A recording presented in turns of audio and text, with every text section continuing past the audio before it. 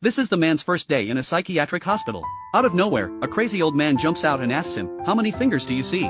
The man hesitantly answers, "4." But the old man's response catches him off guard. 4? Another idiot. Turns out, this eccentric old man is a billionaire cursed with savant syndrome. His fashion designs are unmatched in creativity. But in his relentless pursuit of innovation, he drove himself insane. Now, the man is a depressed patient with suicidal tendencies. He can't find any meaning or purpose in his life. But to give himself one last chance, he checked himself into this hospital for treatment. That night, curiosity gets the better of him. He finds the old man, hoping to learn the right answer. But he notices a paper cup leaking on the table, and instinctively patches it up with tape. That tiny gesture touches the old man in a way nothing else has. The old man, who wanted nothing to do with him, suddenly holds up the man's 4 fingers. How many do you see? 4 fingers, Doctor. No. Look at me. He says, if you only focus on the surface of a problem, you'll never see the real answer. Look at me. Look beyond what's right in front of you. 8. 8. Yes. 8's a good answer. See what no one else sees. See what everyone else chooses not to see. Fear, conformity, laziness. See the whole world anew each day. Those words cut deep into the man's soul. So he asks, then what do you see in me? The old man doesn't answer that. Instead, he simply says, "Thank you, Patch, for fixing my cup." The man is confused. That's not even my name. Later that night, his roommate, who has a crippling phobia of squirrels, has another episode. He's convinced that the moment his feet touch the floor, squirrels will bite his balls off. So he's been holding it in all day, too terrified to pee. The man tries reasoning with him. They're the gentlest creatures on earth. One kick and they're done for. But the roommate doesn't hear a single word. Then the man remembers what the old man said, maybe he should see things from the roommate's perspective. So he makes his hands into finger guns.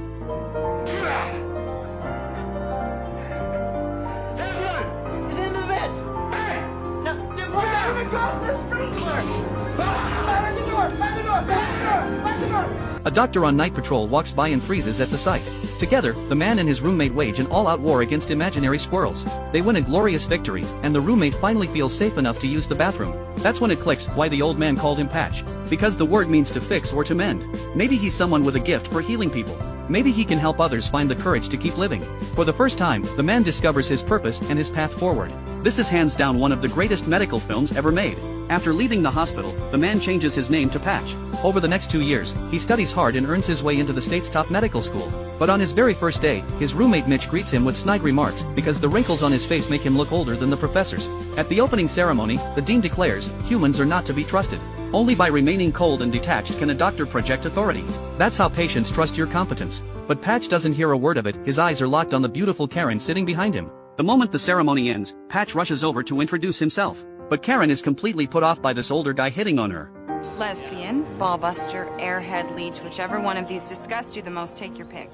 Please, pass the word. I'm not here to date, I am not here to flirt, I'm here to study. Truman happens to witness this awkward scene from the side. 2 people equally hopeless with women, instant best friends. Patch tells Truman that everything the dean said was nonsense. A doctor should do more than treat diseases. The real job is treating people. We need to dive into the crowd, wade into the ocean of humanity. That's how you truly understand and heal someone. To prove his point, Patch drags Truman out for an experiment. On the street, he pulls all kinds of goofy stunts to greet strangers, while Truman takes notes nearby. I reached her. You scared her. Wait for it.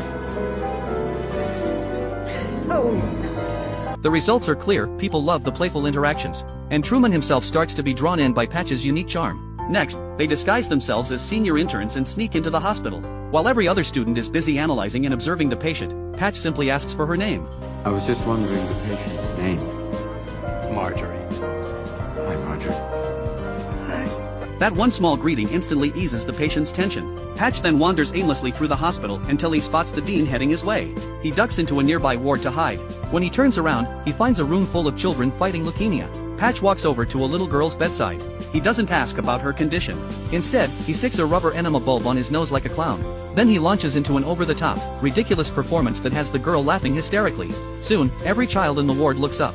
What was once a lifeless room suddenly transforms into a playground, filled with laughter and joy. But a nurse on duty quickly catches him, and Patch has to slink away. To make things worse, he runs straight into the dean outside the door. The dean sternly warns him again, doctors must remain detached. Don't form any emotional bond with patients. Your passion alone won't make you a doctor. Remember, only I can make that happen. The threat in his words is crystal clear. He also forbids Patch from entering the hospital or seeing patients before senior year. But Patch has never been one to follow the rules. In class, while everyone else focuses on their experiments, he grabs a skeleton and puts on an absurd show, doing whatever it takes to spread joy. But this only makes Karen and Mitch resent him even more. On top of that, he sneaks into the hospital wearing ridiculous costumes. Even the strictest nurses can't help but crack up. The kids grow more and more attached to this unusual doctor. Because of Patch, they forget about their illnesses. All they feel is happiness. And the nurses find their jobs becoming lighter and more enjoyable too. Then exam results come out, and everyone is stunned. Karen, the hardest working student, ranks dead last, while Patch, the class clown, lands near the very top. Karen can't help but see him differently now. She's dying to know how someone like him studies, but Patch just pulls out a rubber ball. An enema bulb? Used to be. This amazing piece of rubber, when applied to your face, can brighten another person's day. Even a suffering patient.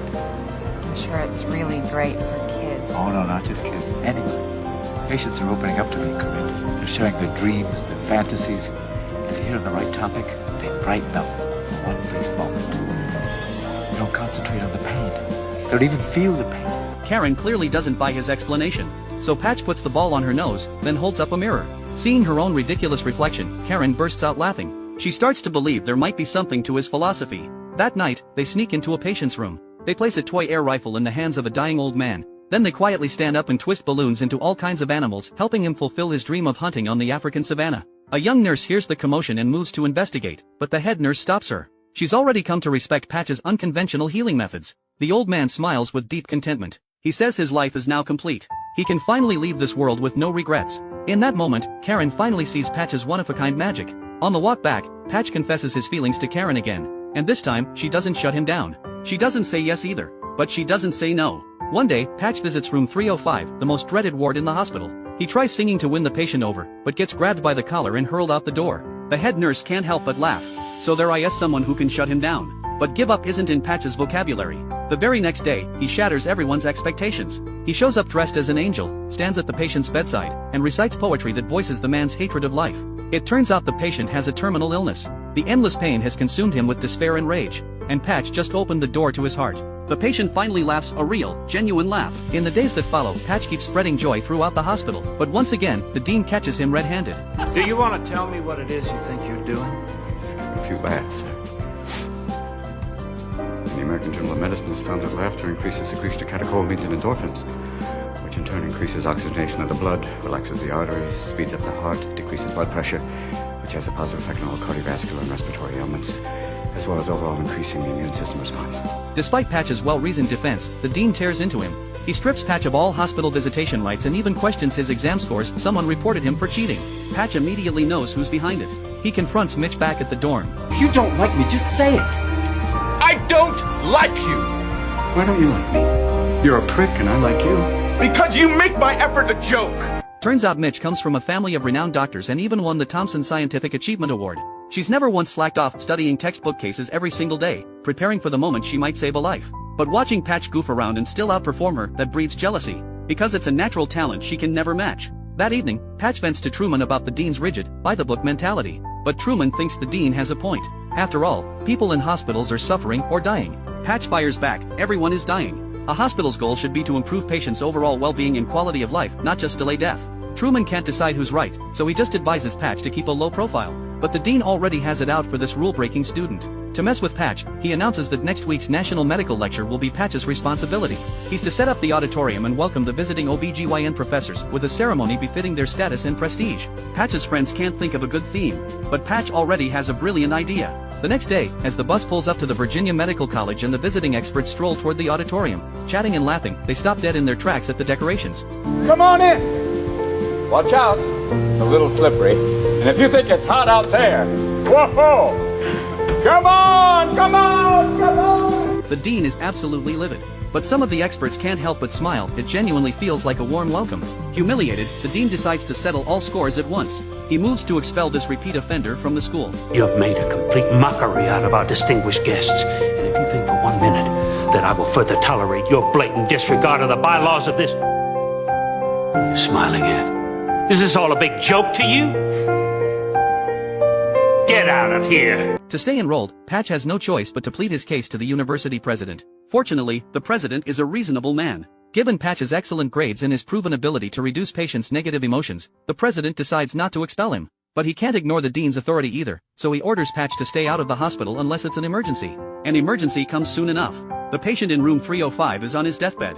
In his final moments, he asks for Patch by name, begging him to finish the nursery rhyme he never got to complete on their first meeting. But this time, Patch's voice cracks. He can't sing the cheerful melody anymore, because he's watching life slip away right before his eyes. How can anyone hold back the grief? No sooner has he said goodbye to one fading life than he crashes into the hospital's heartless bureaucracy. A mother rushes in, her daughter critically injured in a car accident. But the hospital demands she fill out endless paperwork before she can even see her child. Patch is appalled by the absurdity of it all. Others nearby chime in, venting their own frustrations with the system. Together, they reach a perfect conclusion. The best plan is to never get sick or hurt in the first place. It's just drunken wishful thinking, of course. But the conversation sparks something in Patch. If the current rules are this unreasonable, why not build something entirely new? Strip away all the red tape and absurd regulations? He excitedly shares his vision with Karen. A free clinic. Humor and joy as a second medicine. Patients and doctors working side by side. A place where learning is the highest goal and love is the ultimate purpose. Where everyone helps each other chase their dreams. But Karen thinks the idea is insane. They don't have nearly enough money to lay the foundation, let alone aim higher. Still, she underestimates Patch's determination. 2 years pass. Now juniors, they finally become interns. Patch decides the time is right. One day, he drives Karen deep into the quiet mountains. The car stops at the end of the road. They help each other up to a cliff's edge and take in the breathtaking view, sunlight painting the green valley below in shades of poetry. This is where Patch envisions his future hospital, nestled among these lush hills. As for the funding, it all comes from the old man at the psychiatric hospital.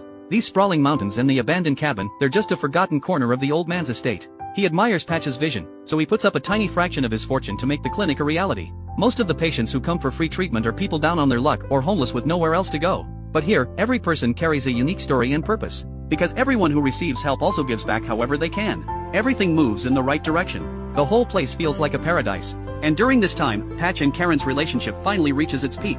After 2 full years of pursuit, Karen accepts Patch's love. She confesses that she once suffered devastating emotional trauma. She always envied caterpillars, because no matter how ugly their past, they always emerge as beautiful butterflies. And now, her own broken self has finally been mended by Patch's gentle care, giving her the courage to love again. From then on, Karen wakes every morning to Patch's warm voice reading her romantic poetry. But the happiness doesn't last. One day, a self-harming psychiatric patient shows up at the clinic.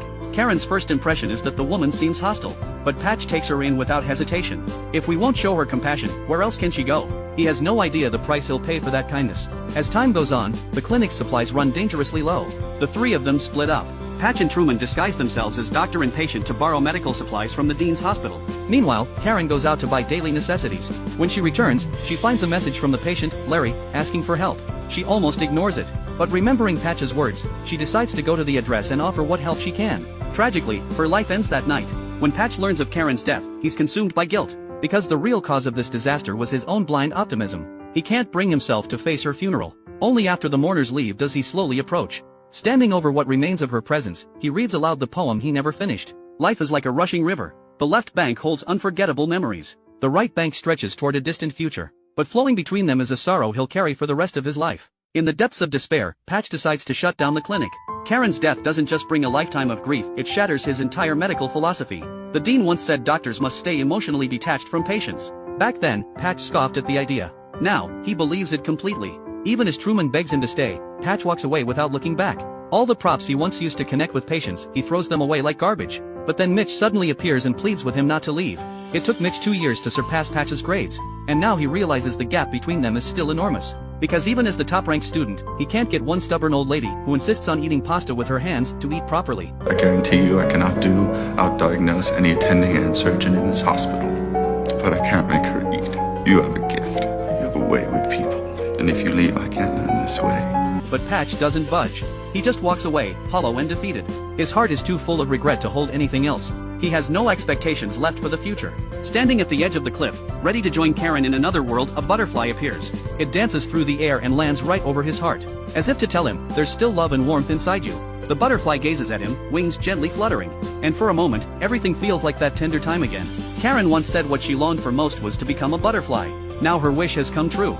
She's transformed into a radiant butterfly, drifting on the wind to a world beyond. And in that moment, clarity washes over Patch. He needs to fulfill his own original dream, to spread love and hope to as many people as he can. He rushes back to the hospital. You still want help with Mrs. Kennedy? Truman and Mitch secretly wheel the old grandmother outside. Waiting for her is a surprise she never expected, a memory from childhood she thought was lost forever. Under everyone's warm gaze, and with Patch's enthusiastic help, this 80-year-old woman becomes a child again, wandering freely through a field of blooming flowers, lost in a beautiful dream. Her wish is finally granted. Her life feels complete. But Patch's stunt makes too big a splash. The dean orders his immediate expulsion. Why? You don't fit in. There are standards and codes. You make the patients and everyone else around you uncomfortable. I make you uncomfortable. Well, you can make this into a personal issue if you'd like. 3 years of hard work, dismissed just like that. Furious, Patch grabs his student file and discovers his scores are nearly perfect across the board. Yet the dean's reason for expulsion? Making patients excessively happy. Bewildered, he turns to Mitch for advice. Mitch suggests he appeal directly to the state medical board. With grades this outstanding, maybe the board will show some leniency and let him continue his studies. Taking Mitch's advice, Patch files a complaint against the dean, arguing that expulsion over a personal vendetta is unjust. But the dean comes prepared. He says nothing about their personal conflicts. Instead, he charges Patch with entering the hospital and practicing medicine without a license. That's a serious accusation and an undeniable fact. The judges start leaning toward the dean, questioning whether Patch ever considered the risk of a patient dying. Facing this uphill battle, Patch stands firm in his own defense. What's wrong with death? A doctor's mission shouldn't just be preventing death, it should be improving the quality of patients' lives. Death is not the enemy, gentlemen. Why don't we want that in a patient-doctor relationship? A doctor's mission should be not just to prevent death, but also to improve the quality of life. That's why you treat a disease, you win, you lose. You treat a person, I guarantee you'll win, no matter what the outcome. Then he turns to the room full of medical students and delivers a message. Many miracles in medicine don't come from brilliant techniques or powerful drugs. They come from a positive mindset and genuine emotional connection. So from this moment on, stop chasing grades alone. Learn to communicate. Spread positive energy. Learn from the nurses who spend every day with patients. Learn from the professors who pour their humanity into their work at the hospital. Finally, he declares to the judges and everyone present his resolve to become the best doctor in the world, even if he can't graduate today. Now you have the ability to prevent me from graduating. You can keep me from getting the title and the white coat. But you can't control my spirit, gentlemen. You can't keep me from learning. You can't keep me from studying. But I promise you one thing. I am a thorn that will not go away. His words leave every judge sitting in silence, heads bowed in thought. This is a battle between rules and humanity, between cold indifference and passionate conviction. Just then, Truman bursts through the doors. Behind him are the patients Patch has helped over the years, all there to show their support. The children are all wearing those silly rubber red noses. Under the gaze of everyone in the room, they offer the highest tribute to the love and joy Patch has brought into their lives. The medical board reaches a unanimous decision. Patch's actions serve to improve the existing healthcare system and its philosophy. While there were minor violations, they cannot overshadow his profound compassion for patients. The dean's charges are dismissed. Patch keeps his right to continue studying. The moment the verdict is announced, the entire room erupts in applause and cheers. Patch's spark of hope has already begun to spread through these halls of medicine, and it will grow into an unstoppable wildfire. Time marches on. A year later, the college chapter draws to a close. Patch takes the stage as a distinguished graduate. Dean Walcott himself presents the diploma. Well, I'm happy to see you finally decided to conform. More than you know, sir. And Patch saves his final college prank for graduation day, delivering a surprise no one sees coming. And, of course, a few jaw drops along the way. This is a true story. Over the next 12 years, Patch followed his vision and founded a home-based healthcare center. He treated over 15,000 patients, completely free of charge. By 1998, over 1,000 doctors were on a waiting list, ready to quit their jobs and join his cause. It's worth noting that the real Patch Adams had issues with this film. He felt it distorted his medical philosophy. The movie overlooked the role of proper medication in treatment and exaggerated the power of laughter in curing illness. In reality, he never once doubted that a doctor's core job is diagnosing and prescribing, not entertaining patients. What he truly pursued was building a positive, humane, and compassionate healthcare environment. He wanted to reform the increasingly cold and impersonal doctor-patient relationship of his time.